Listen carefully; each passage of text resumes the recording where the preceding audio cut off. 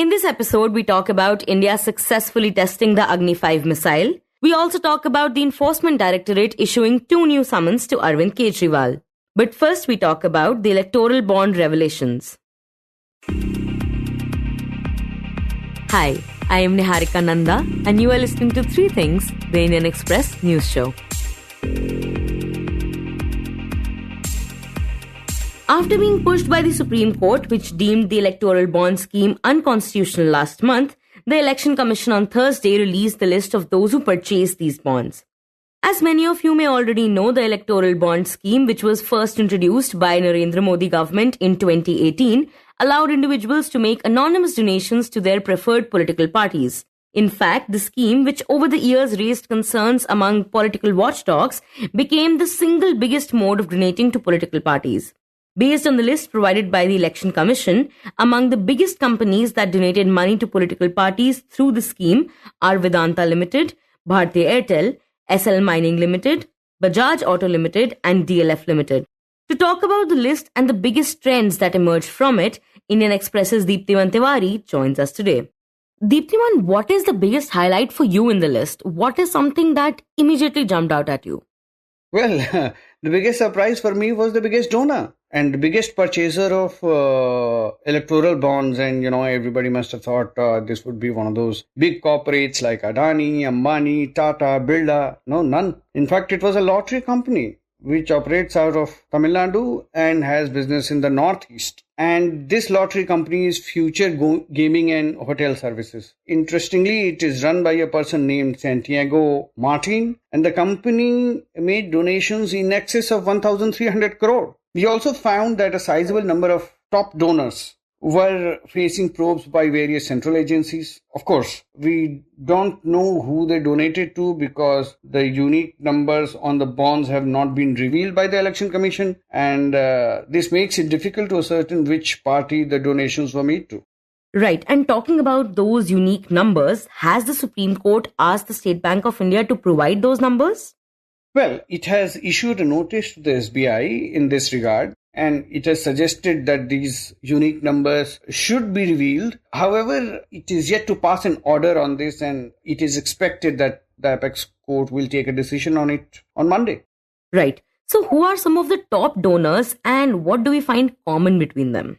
Okay, so the top donors include companies such as Future Gaming, as I just said, then Megha Engineering, Quick Supply Chain Private Limited, Haldia Energy Limited, Vedanta Limited, SL Mining, Airtel, and the like. What is interesting is that more than 3/4 of the top 20 donors operate in sectors where resources are scarce, are controlled by the government, or require licenses and clearances from various government agencies. Now, these businesses range from mining and metals, energy and telecom to drugs and pharmaceuticals, and real estate and construction. Cumulatively, the top 20 donors accounted for more than rupees 5,800 crore of purchases, which is close to about 50% of total bond purchases made between April 2019 and February 2024.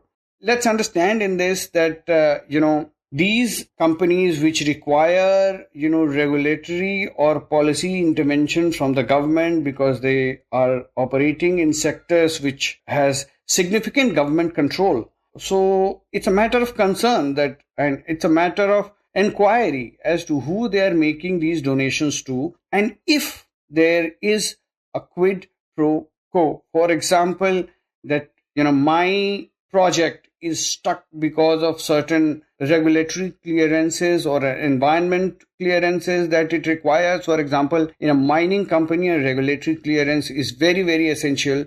A clearance of forest, because there are a lot of issues involved. There are forest rights and everything and environmental concerns that are there. So I might donate generously to a political party which is in power, say in the center or in a state where I need that regulatory clearance. And maybe this is my way of lobbying to get that regulatory clearance so that I can get my project going. This is a matter of serious concern. And Deeptiman, you write that 3 out of 5, that is almost 60% of the companies, bought these bonds even as they were facing Enforcement Directorate and income tax probes. So tell us about these cases and what kind of concerns do they raise? Yeah, that has been the most interesting part of the electoral bonds revelations. In fact, not 3, but 4 of the 5 top donors we found were under the scanner of central agencies when they purchased bonds. And these include Future Gaming, Haldia Energy, which is an RPSG group, then Quick Supply Chain Private Limited, and Vedanta, which is a mining giant. So I will go through some of these cases one by one. So ED begins a money laundering probe against Future Gaming in early 2019. By July that year, it had attached assets worth over rupees 250 crore belonging to the company. On April 2, 2022, the ED attaches assets worth over rupees 400 crore in the case. And on April 7, just 5 days after this attachment is made, Future Gaming buys rupees 100 crore in electoral bonds. Then let's come to the second largest donor to political parties, which is the Hyderabad-based Mega Engineering, which is a major infrastructure firm in the country, building the Kaleshwaram Dam, the Zojila Tunnel, the Polavaram Dam. These are in excess of lakh crore projects.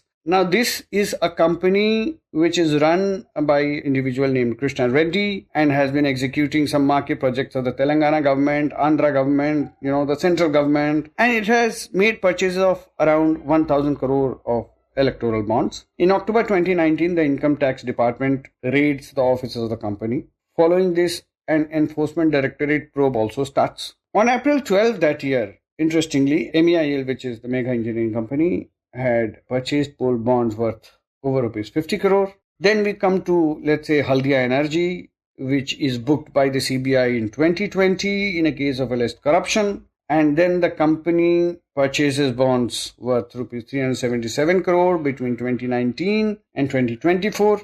DLF, major real estate company, as we all know, is another big bond buyer, making purchase of rupees 130 crore. On January 25, 2019, CBI raids the company's offices in Gurugram and several other locations in connection with a matter of alleged irregularities in allocation of land to the company. Now, from October 9, 2019, the group starts purchasing electoral bonds and in all buys 130 crore worth. Now, another pharmaceutical big company named Hetero Drugs is raided by income tax in October 2021, and the income tax recovers 140 crore in cash. There are pictures flashed on TV screens everywhere of stacks of cash which are recovered from the company's premises. And months later, in April 2022, the company buys 60 crore worth of electoral bonds through various sister concerns. Then there is this case of Wellspun Group, which is a very interesting case. It not only makes purchases worth rupees 55 crore a year after IT raids, but 2 of its former employees are arraigned as witnesses by the Enforcement Directorate in a case against former bureaucrat Pradeep Sharma, who is a known Betno of Narendra Modi. And the list goes on. There is a clear pattern that once they were probed by the Enforcement Directorate or the CBI, they automatically went to purchase electoral bonds. Yes, we don't exactly know who they made these donations to, who encashed these electoral bonds purchases, but there is something seriously wrong with this pattern. Right, exactly as you mentioned, we don't know which parties these bonds were donated to. But based on the data provided by the Election Commission and the SBI, we do know the parties which received the most bonds between April 2019 and February 2024. So which parties were the biggest beneficiaries of this scheme? Unsurprisingly, it is the BJP which is the greatest beneficiary. It has encashed bonds in excess of rupees 6,000 crores, or you could say almost 50% of all bonds issued were encashed by BJP. The second is a surprise pick because people would, expect the Congress, which is the second biggest national party in the country. But it is not the Congress. It is the Trinamool Congress. Mamata Banerjee-led All India Trinamool Congress, which has redeemed rupees 1,609 crore worth of bonds. The Congress comparatively got only 1,421 crore. So it's very, very interesting. So Deeptiman, what are some of the other things that stood out for you and what according to you makes this such a big story?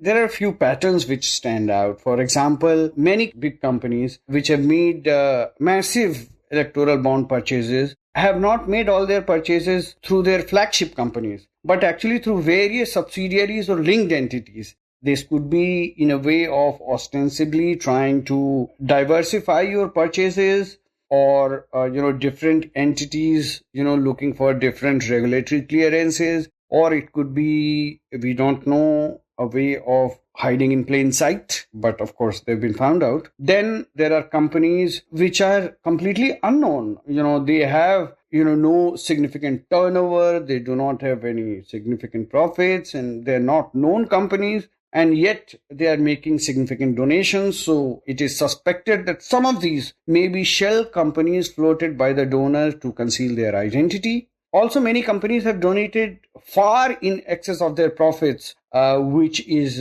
both surprising and worrying. Why this is worrying is, I will explain briefly. For example, there is a company which is not making profits, or is in losses, or is not making significant profits, but it has reserves. It has venture capitalists still putting money in it because they see some kind of growth in the sector. So it has liquidity. So it is using that liquidity instead of running the operations of the company or expanding the company or, doing something about coming into profits. It is giving that money away to, say, any political party in power in a state or in the center, because it is probably pushing that government to make certain concessions or make certain policy changes which will overturn the fortunes of the company.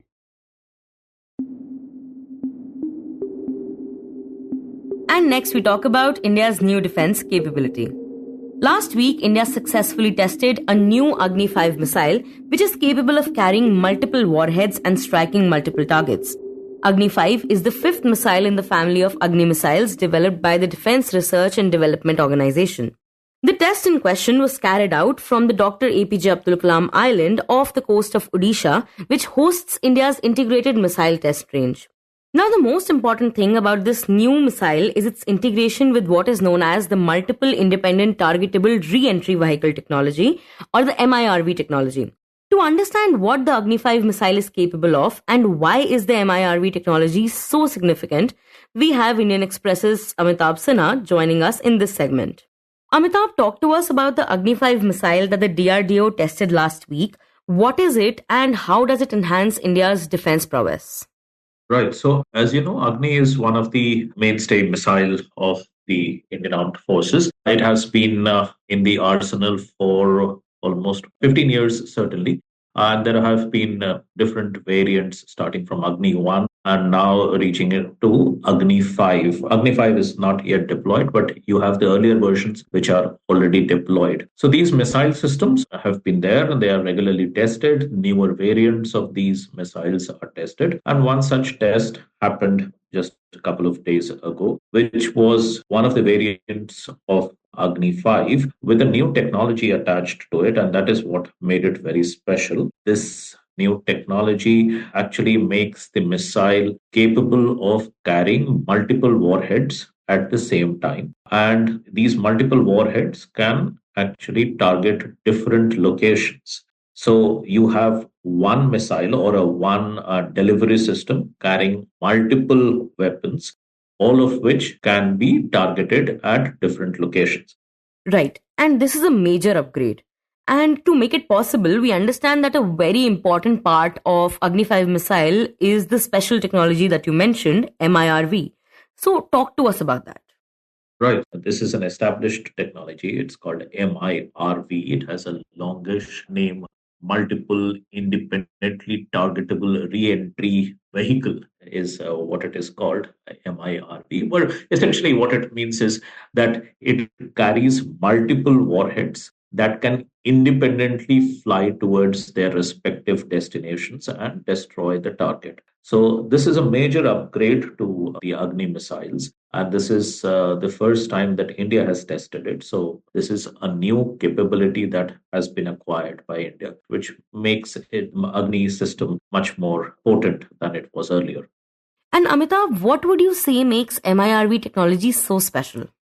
So it has some obvious benefits. The fact that you can target multiple locations at the same time with a single missile, it increases the potency of the missiles manifold. There is a cost factor as well to be taken care of. So you are using a fewer number of missiles and a larger number of warheads. So the destruction capability gets maximized. So that, of course, is one. It has a much greater shock value for the enemy country. The other thing which is a major benefit of having such a system is that this one is able to dodge your missile defense systems as well. Now, missile defense system is basically a defense mechanism, which is a network of different kinds of technologies which are able to, track, detect, and intercept incoming missiles and destroy those incoming missiles. But the missiles with MIRV technology, they are able to dodge this missile defense mechanisms, mainly because having to track not one incoming missile, but multiple missiles just completes the matter manifold for the missile defense system. So that's a major upgrade. It's a major capability to have. Right. And what do experts say about why India needs this technology at the moment, and what are some of the other countries that have it? So these kind of MIRV technologies, they have been developed. The missiles have been developed, as I said, for a pretty long time, even though the technology remains with a handful of countries only, the 5 permanent members of the Security Councils of the United States, USSR, China, France, and United Kingdom. And a couple of years ago, in fact, last year, even Pakistan claimed to have tested such a system. And just about a decade earlier, China too developed this kind of a system. Right. And talking about the entire Agni missile series, what kind of growth trajectory have they followed? See, Agni is a family of missiles. First, the development began in the 80s and through the 90s. We had a few of these missiles, and it's completely indigenous. It is a homegrown product produced by the DRDO, the Defense Research and Development Organization. And the first Agni missiles, if I remember correctly, were deployed in the early part of the 2000s or maybe the middle of 2000s. That's when Agni-1 and Agni-2, they got deployed within the army. And thereafter, Agni missiles have been continued to develop, missiles with better and bigger ranges, much more effective. So the initial ones, the Agni 1 and 2, they are relatively short range missiles. They would be able to hit targets in about 700 or 800 kilometers away. But the latter ones, Agni-5 has a range of over 5,000 kilometers, which means it can travel really long distances away. The range is really high and almost probably, getting into that intercontinental ballistic missile range, which starts from about 5,500 kilometers. So Agni-5 is potentially an ICBM as well. But the other ones, the earlier part of the family, Agni-1, Agni-2, Agni-3, they are more in the short to medium range missiles. And they have been quite effective. As I said, it's a completely homegrown technology. They are nuclear capable, which means they can carry nuclear warheads. So Agni is, again, as I said, it's still under development. If there are more newer variants, more modernized variants of Agni-5 still under development. And along with several other missiles, it is one of the most important, missile systems that India has. Also, Amitabh, the DRDO is working on more developments in the Agni missile family like the Agni-P and the Agni-6. So talk to us a little about that. So it's a constant sort of modernization of your arsenal. It's a constant process. You keep on improving your weapons. So Agni-P is actually, they have the ranges similar to the ranges of Agni 1 and 2, which is 700 kilometers and upwards, about 2,000 kilometers and all. But they are equipped with much more modern technologies. They have better guidance systems. They have better navigation system, which increases the accuracy. So it's about continuous process of modernizing your arsenal. And at the same time, also keep on increasing our capability. So Agni 6 is actually would be sort of a real ICBM with a range, definitely the range of 7,000 kilometers and above. So Agni 6 would be a proper ICBM, not just on the margins of it, but be a proper. And it's not going to stop. In the sense is you have to have your weapons in, working condition. Also, you have to have the most modern weapons in your arsenal. So it's a continuous process of upgradation and modernization that we are seeing. And lastly, we talk about CM Kejriwal and the Enforcement Directorate. After trying to summon Chief Minister Arvind Kejriwal 8 times, the Enforcement Directorate has issued 2 fresh summons to him. While first he was being summoned in connection to the Delhi excise policy case, now he has also been asked to appear in relation to the Delhi Jal Board money laundering case. Kejriwal is supposed to appear before the Enforcement Directorate on March 18th and then again on March 21st for both the cases separately. It's the 9th time that the Central Probe Agency has issued summons to the Delhi CM as he skipped appearing before it on the last 8 occasions.